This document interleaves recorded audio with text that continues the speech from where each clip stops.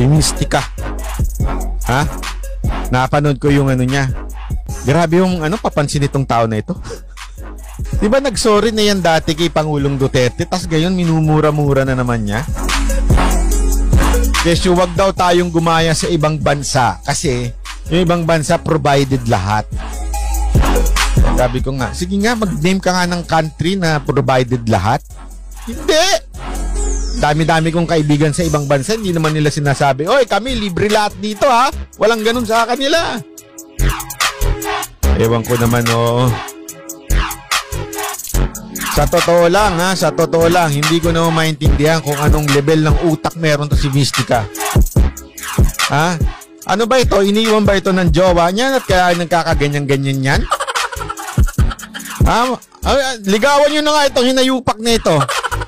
Ha? Ligawan nyo na ng ano na siya, yung maging masaya na sa buhay. Sobrang lungkot nito sa buhay. O ano na lumalabas sa bibig. Sabi nga, ayokong patulan talaga ito sa totoo lang. Kasi ang sabi nga nila, ang pumatol sa siraang ulo ay sira din ang ulo, di ba? Kaya ayokong patulan ito. Kaya lang sa akin sa tingin ko lang binabanggit ko ito. Dapat ito yung mga taong dapat medyo dinedemanda na. At totoo lang, sa tingin ko lang medyo sagad na kasi yung sinasabi na niya na kesyo ewan ko, feeling ko lang kung i-demanda, kung hindi naman manalo sa husgado, edi walang problema. Ang sa akin, parang na siya inaano niya na yung magalit sa gobyerno, inciting to sedition na yung dating niya Sa tingin ko lamang siguro pwedeng malirino ako, pero mas maganda siguro may magdemanda na. Kung may oras lang ako sa kanya, nako, demanda ko na yan, kaya lang wala Mas gusto ko pa tumae kaysa kausapin dyan. Para sa lahat ng mga bumabatigo sa akin, hintayin nyo lang pagkatapos ng COVID. Sasampahan ko kayo lahat ng demanda. Hintayin nyo lang. Yung pagod ko na to, lahat, pababayaran ko sa inyo lahat. Lalo na, okay lang ako yung sirain nyo, walang problema. Pero yung idamay nyo yung pamilya ko, yung asawa ko, yung anak ko, hindi ko kayang palampasin yun. May kalalagyan kayo sa akin. Ayun nga po, challenge ko, tsaka yung Marcos, huwag kang dakdak ng dakdak. Dahil natatamaan na mo ang mga walang gumagawa ang mga tao, lahat ng mga sambayanan, mga nanunungkulan. Gumagawa silang mabuti. Kung gusto mo, sige, challenge kita. Kung magkano ang kaya mo, tatapatan kita. Idodoble ko rin ang mo. Grabe ka kung magsalita ka para kang yun namang mga tao naman na hindi nakakaintindi. Natatangay mo. Magdasal ka na lang, baka mamaya yung bunganga mo ang tamaan ng COVID-19. Hindi po tayo Dodoblehin daw. Ewan ko kung itong babaeng ito'y epal, pero wala akong substance yung lumalabas sa bunganga nito. Nag-aral ba to? Balahura bunganga nito. Pero gusto ko yun. Basta to pa rin niya yung sinabi niya. Alam niyo, ma'am, kahit ano yung sinabi niyo sa akin, kahit may kabastusan o may pagkabalahura, tinatanggap ko po yun. Dahil kailangan kayo ng ating bayan. Alright? Sana ho, to pa rin niyo yung inyong sinabi. Alam niyo kung bakit? Kapag hindi niyo ho tinupad yung sinabi niyo, magiging kahiya-hiya ho ang buong lahi niyo.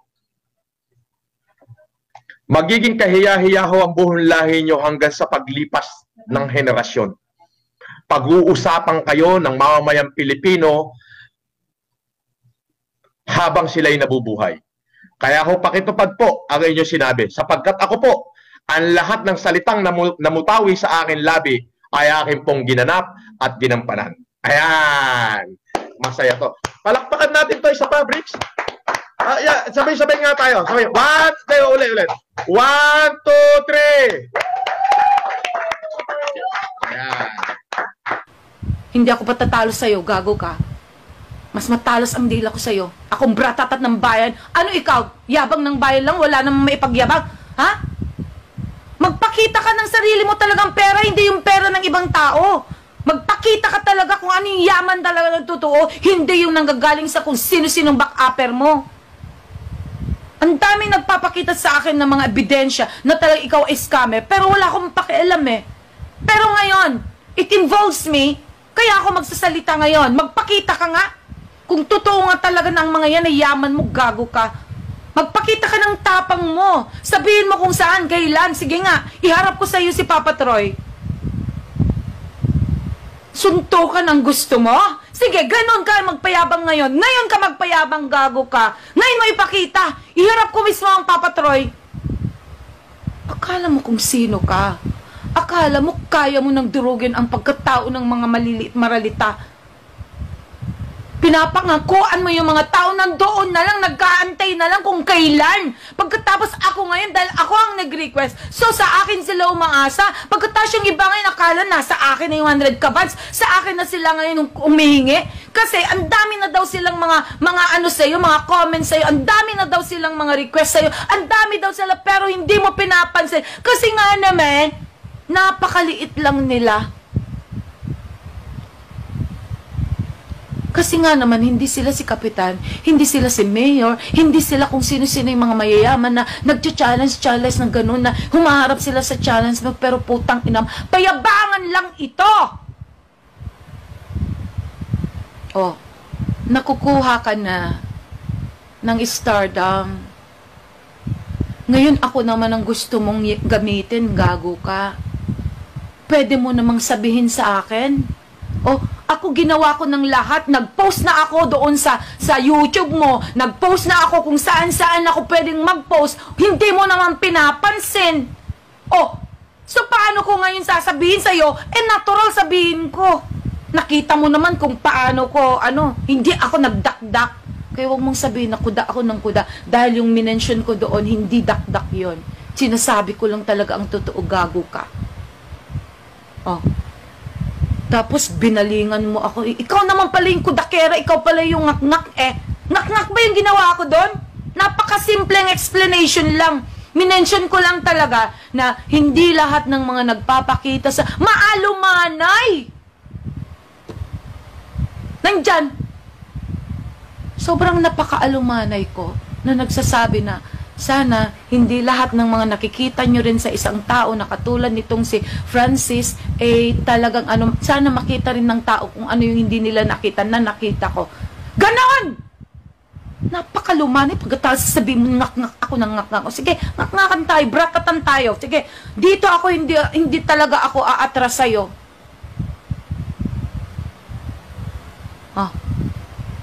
Yung pala gusto mo eh. Kung suntukan, kay Papa Troy, sa asawa ko. Pero kung ngak-ngakan, sige, kumakasa ako. Kung ilan ang bratatat mo, mas marami sa akin, gago ka. Hindi ako patatalo sa'yo, gago ka. Kung rakratan lang kailangan mo. Dahil ako, bratatat na ako. Sasabihin mo, wala ka namang ebidensya. Sasabihin mo na nagbigay ka na. Hawak-hawak mo, pinapakita mo, yung pala, pangalan ng ibang tao. Paano mo masabi sa akin? Samantalang nung ikaw ay nag-grant ng request mo, ng request mo, sabi mo, na oo, sasabihin ko na, yung request na ito ay galing sa'yo. So, natural, sasabihin ko sa kanila. Ngayon, nagpadala ka nga, hindi pa nga 25, 25 ni-request sa'yo, pero nagpadala ka ng 20 ka, so, tapos sabi mo, tinulada, gago ka, tinuladang tonaladang kagaguhan mo kasi nungalingan mo? Magpakita ng ebidensya na talaga nabigay mo na gago ka. Sasabihin nila na sinupalpalan. Ask ko lang po kung aware po kayo sa Fabunan antiviral injection. Di umano'y gamot daw po sa COVID-19, although hindi pa po ito approved ng FDA. Pero marami na po mga frontliners at mga infected ng COVID ang gustong sumubok nito. Marami na rin po mga netizens ang nananawagan kay Pangulong Duterte na suportahan ang Fabunan antiviral injection. Salamat po. Siguro ang masasabi natin dyan is kung hindi po siya approved ng FDA at ng Department of Health, huwag po tayong mag-eksperimento ng mga gamot na hindi naman po natin alam at wala naman po tayong kasiguruhan sa kanyang bisa sa kung ito ba'y talagang nakakagamot o nakakasama pa sa katawan, hindi po natin alam. Mismo ako, hindi naman ako doktor, wala naman akong expertise dito, pero para sa akin, at ito na rin ang panawagan ng DOH, no? Kung hindi naman siya approved ng DOH, ng WHO, ng FDA, wag po tayong mag-eksperimento. Si Mystica. Ha? Napanood ko yung ano niya. Grabe yung papansin itong tao na ito. Di ba nagsorry na yan dati kay Pangulong Duterte, tas gayon minumura-mura na naman niya? Kasi wag daw tayong gumaya sa ibang bansa kasi yung ibang bansa provided lahat. Sabi ko nga, sige nga, mag-name ka nga ng country na provided lahat. Hindi! Dami-dami kong kaibigan sa ibang bansa, hindi naman nila sinasabi, oy, kami libre lahat dito ha. Walang ganun sa kanila. Ewan ko naman, oh. Sa totoo lang, hindi ko naman maintindihan kung anong level ng utak meron to si Mystica. Ha? Ano ba ito? Iniwan ba ito ng jowa niya at kaya nagkakaganyan-ganyan yan? Ha? Ligawan nyo na nga itong hinayupak na ito. Ha? Ligawan nyo na ng ano na siya, yung maging masaya na sa buhay. Sobrang lungkot nito sa buhay. Kung ano na lumalabas sa bibig. Sabi nga, ayokong patulan talaga ito sa totoo lang. Kasi ang sabi nga nila, ang pumatol sa siraang ulo ay sira din ang ulo, di ba? Kaya ayokong patulan ito. Kaya lang sa akin sa tingin ko lang binabanggit ko ito. Dapat ito yung mga taong dapat medyo dinedemanda na. At totoo lang, sa tingin ko lang medyo sagad na kasi yung sinasabi na niya na kesyo ewan ko, feeling ko lang kung i-demanda, kung hindi naman manalo sa husgado, edi walang problema. Ang sa akin, parang na siya inaano niya na yung magalit sa gobyerno, inciting to sedition na yung dating niya Sa tingin ko lamang siguro pwedeng mali rin ako, pero mas maganda siguro may magdemanda na. Kung may oras lang ako sa kanya, nako, demanda ko na yan, kaya lang wala Mas gusto ko pa tumae kaysa kausapin yan. Para sa lahat ng mga bumabatigo sa akin, hintayin nyo lang pagkatapos ng COVID. Sasampahan ko kayo lahat ng demanda. Hintayin nyo lang. Yung pagod ko na to, lahat, pababayaran ko sa inyo lahat. Lalo na, okay lang ako yung sirain nyo, walang problema. Pero yung idamay nyo yung pamilya ko, yung asawa ko, yung anak ko, hindi ko kayang palampasin. May kalalagyan kayo sa akin.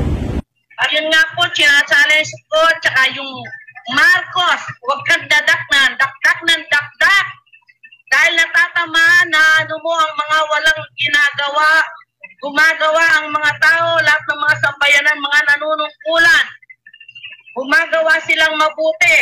Kung gusto mo, sige, challenge kita. Kung magkano ang kaya mo, tatapatan kita. Idodoble ko rin ang mo. Grabe ka kung magsalita ka para kang yun namang mga tao naman na hindi nakakaintindi. Natatangay mo. Magdasal ka na lang, baka mamaya yung bunganga mo ang tamaan ng COVID-19. Hindi po tayo Dodoblehin daw. Ewan ko kung itong babaeng ito'y epal, pero wala akong substance yung lumalabas sa bunganga nito. Nag-aral ba to? Balahura bunganga nito. Pero gusto ko yun. Basta to pa rin niya yung sinabi niya. Alam niyo, ma'am, kahit ano yung sinabi niyo sa akin, kahit may kabastusan o may pagkabalahura, tinatanggap ko po yun. Dahil kailangan kayo ng ating bayan. Alright? Sana to pa rin niyo yung inyong sinabi. Alam niyo kung bakit? Kapag hindi niyo tinupad yung sinabi niyo, magiging kahiya-hiya ang buong lahi niyo. Magiging kahiya-hiya ang buong lahi niyo hanggang sa paglipas ng henerasyon. Pag-uusapan kayo ng mamamayang Pilipino habang sila'y nabubuhay. Kaya ako pakitupad po ang inyong sinabi. Sapagkat ako po ang lahat ng salitang namutawi sa akin labi ay akin pong ginanap at ginampanan. Ayan. Masaya to. Palakpakan natin to isa pa, Bricks. Yeah, sabay-sabay nga tayo. Sabay. Ulit. 1, 2, 3. Ayan. Hindi ako patatalo sa'yo, gago ka. Mas matalas ang dila ko sa'yo. Akong bratatat ng bayan. Ano ikaw? Yabang ng bayan lang? Wala namang maipagyabang? Ha? Magpakita ka ng sarili mo talagang pera, hindi yung pera ng ibang tao. Magpakita ka talaga kung ano yung yaman talaga ng totoo, hindi yung nanggagaling sa kung sino-sinong back-upper mo. Ang daming nagpapakita sa akin ng mga ebidensya na talagang ikaw ay scammer, pero wala akong pakialam eh. Pero ngayon, it involves me, kaya ako magsasalita ngayon. Magpakita ka nga. Kung totoo nga talaga ng mga yan ay yaman mo, gago ka. Magpakita ka ng tapang mo. Sabihin mo kung saan, kailan. Sige nga, iharap ko sa iyo si Papa Troy. Suntukan ang gusto mo? Sige, ganun ka magpayabang ngayon. Ngayon ka magpayabang, gago ka. Ngayon mo ipakita. Iharap ko mismo ang Papa Troy. Akala mo kung sino ka. Akala mo kaya mo nang durugin ang pagkatao ng mga maliliit maralita. Pinapangakuan mo yung mga tao nandoon na lang, nagkaantay na lang kung kailan. Pagkatapos ako ngayon, dahil ako ang nag-request, so sa akin sila umaasa. Pagkatapos yung iba ngayon, akala nasa akin na yung 100 kabats, sa akin na sila ngayon umihingi. Kasi ang dami na daw silang mga ano sa'yo, mga comments sa'yo, ang dami na daw silang mga request sa'yo, ang dami daw sila, pero hindi mo pinapansin. Kasi nga naman, napakaliit lang nila.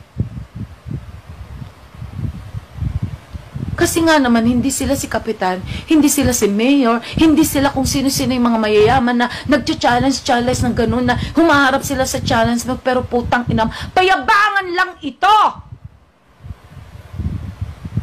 Oh, nakukuha ka na ng stardom. Ngayon ako naman ang gusto mong gamitin, gago ka. Pwede mo namang sabihin sa akin, oh, ako ginawa ko ng lahat. Nag-post na ako doon sa YouTube mo. Nag-post na ako kung saan-saan ako pwedeng mag-post. Hindi mo naman pinapansin. Oh, so paano ko ngayon sasabihin sa'yo? Natural sabihin ko. Nakita mo naman kung paano ko, hindi ako nagdakdak. Kaya huwag mong sabihin na kuda ako ng kuda. Dahil yung minention ko doon, hindi dakdak yon. Sinasabi ko lang talaga ang totoo, gago ka. Oh. Tapos binalingan mo ako. Ikaw naman pala yung kudakera, ikaw pala yung ngak-ngak eh. Ngak-ngak ba yung ginawa ko doon? Napakasimpleng explanation lang. Minention ko lang talaga na hindi lahat ng mga nagpapakita sa maalumanay. Nandyan. Sobrang napakaalumanay ko na nagsasabi na sana hindi lahat ng mga nakikita nyo rin sa isang tao na katulad nitong si Francis, talagang sana makita rin ng tao kung ano yung hindi nila nakita na nakita ko. Ganon! Napakalumanay. Pagkatapos sabihin mo, ngak-ngak ako ng ngak-ngak. Sige, ngak-ngakan tayo, brakatan tayo. Sige, dito ako, hindi talaga ako aatras sa'yo.